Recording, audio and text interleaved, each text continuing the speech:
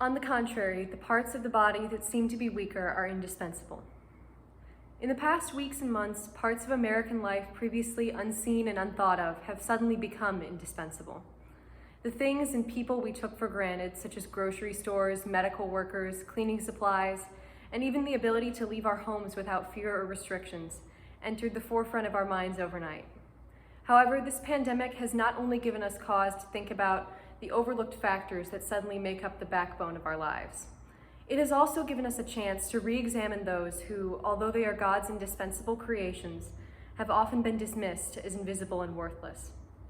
The effects of COVID-19 have revealed the drastic differences in the respect our society claims to have for life and the blatant disregard it shows for the weak and helpless every day.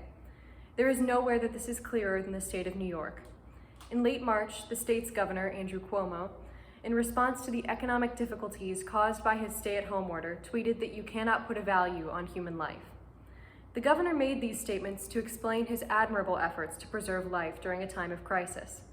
However, they also reveal the unjust inequalities in the way the world views visible and invisible lives. The same state where Governor Cuomo spoke in support of the inestimable value of life is also home to some of the nation's most permissive abortion laws. Under the Reproductive Health Act passed in early 2019, the deadly procedure can be performed until 24 weeks for any reason, and then until the child is born if a doctor believes a woman's health, a term the act does not define, may be at risk. This pandemic has drawn our attention to the value of those we see around us, and in doing so has highlighted the injustices done to unborn equally indispensable bearers of God's image. The unborn are not the only invisible members of society whose dire situation has suddenly been made clear by our current crisis. Perhaps the most horrifying part of life in this time has been the stories, both from the United States and nations around the world, of doctors forced to choose which patients will receive life-saving medical care during a shortage of resources, often treating the youngest and healthiest patients first. Although our current situation sadly requires humans to make decisions about life and death, it reveals the insidious attitudes that lead to assisted suicide and euthanasia. Even in times of stability, the elderly and disabled are sometimes characterized as a drain on society's resources, or dismissed as having lives that are not worth living because of physical suffering.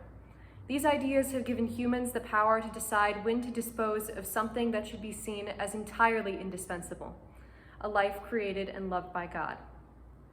Humanity often falls victim to a false definition of what people are indispensable, based solely on our tendency to value the things we can see.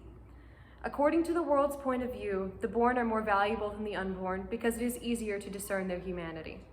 The abled are more valuable than the disabled because their material contributions are greater.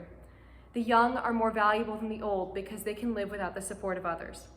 In all times, but especially in moments such as these, it is vital to remember that there are two things which are invisible yet valuable above all else: the innate value of every human life and the redemptive love of the God who created each one uniquely indispensable.